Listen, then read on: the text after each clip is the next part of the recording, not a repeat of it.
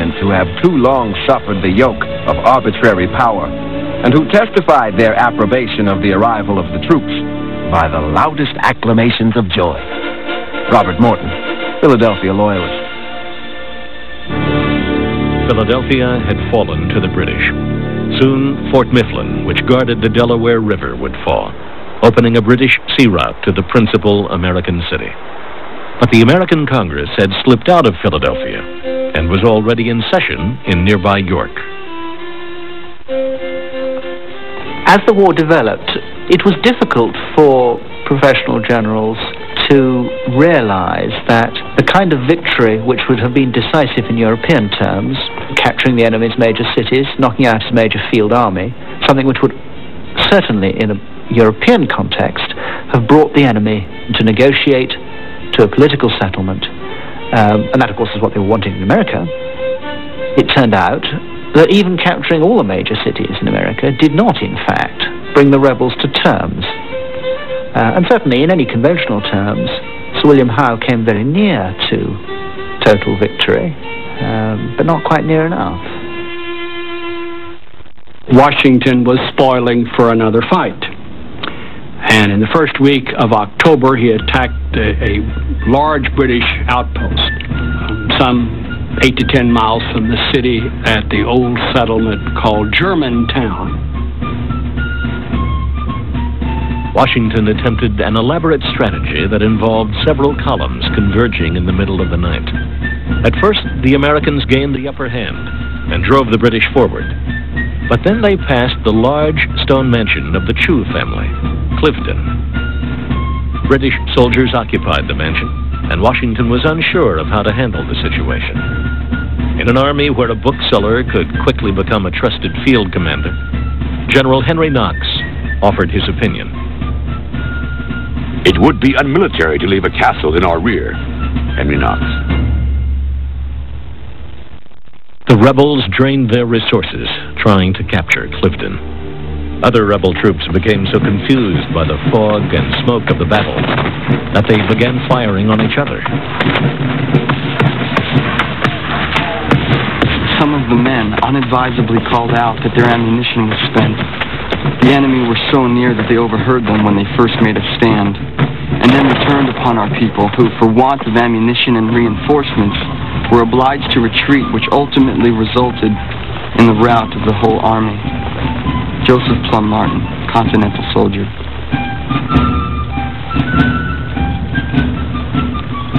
Our loss was about 1,000 men. But of the missing, many, I dare say, took advantage of the time and deserted. In a word, it was a bloody day. George Washington. After Germantown, Howe settled into Philadelphia for the winter. Benjamin Franklin suggested that Howe didn't occupy Philadelphia, but that Philadelphia occupied Howe. Howe became obsessed with the social life of the city. He attended balls, the theater. He consorted with the Loyalist population. There were elegant dinners and all kinds of other gala activities. You can have no idea of the life of continued amusement I live in. I can scarcely have a moment to myself. And most elegantly am I dressed for a ball this evening at Smith's, where we have one every Thursday. No loss for partners. Even I am engaged to 7 different gentlemen. For you must know, 'tis a fixed rule never to dance but 2 dances at a time with the same person. Rebecca Franks, Philadelphia Loyalist. Howe had decided not to lead the next season's campaign and had requested permission to resign his command from Lord George Germain, the minister responsible for the American War in London.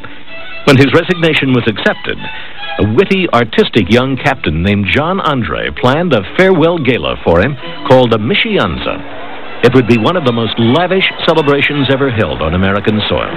Fireworks, decorated barges on the river, and medieval jousts held the guests' attention until midnight. They would dance until dawn.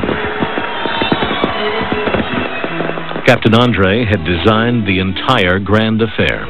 even sketching countless details like this hat for a young Loyalist beauty named Peggy Shippen. 2 years later, Andre and Shippen both would be intimately involved with Benedict Arnold in the most notorious treason in American history.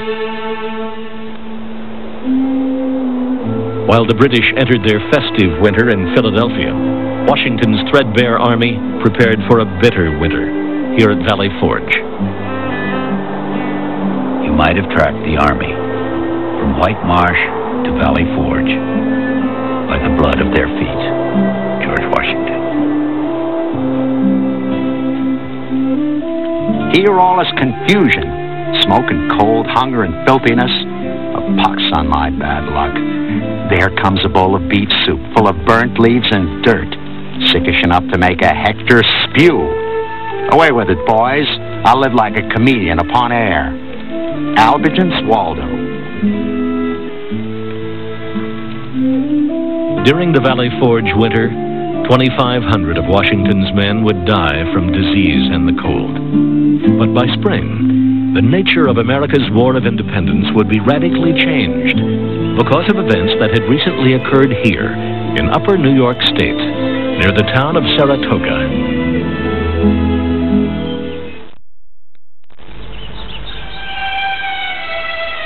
The Hudson is the nexus of the northern and southern colonies, a kind of key to the whole continent, as it is a passage to Canada, to the Great Lakes, and to all the Indian nations. No effort to secure it ought to be omitted. John Adams. There's a chain of events, and Benedict Arnold is involved in that entire chain in 75, 76, and 77 that caused us eventually to win our independence.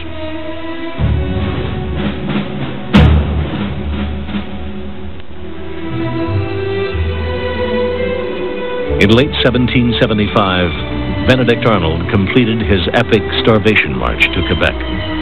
On New Year's Eve of that year, he and General Richard Montgomery tried to take the fortress city. When that attempt failed, he laid siege to the city with his small army. But by early July of 1776, British commander Sir Guy Carleton had forced the Americans to give up their siege of Quebec. That city, the key to Canada, lay securely in British hands.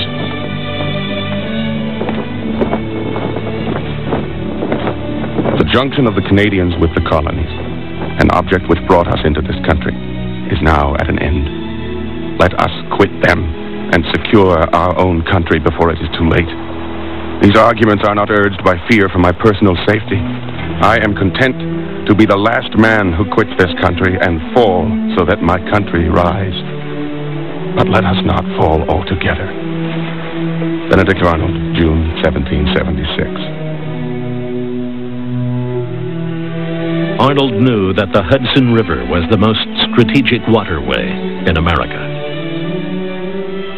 Part of the general British strategy of the day was to seize the line of the Hudson and cut off New England from the middle colonies, and then, of course, reduce New England, punish it, and destroy what was believed to be the core of the rebellion.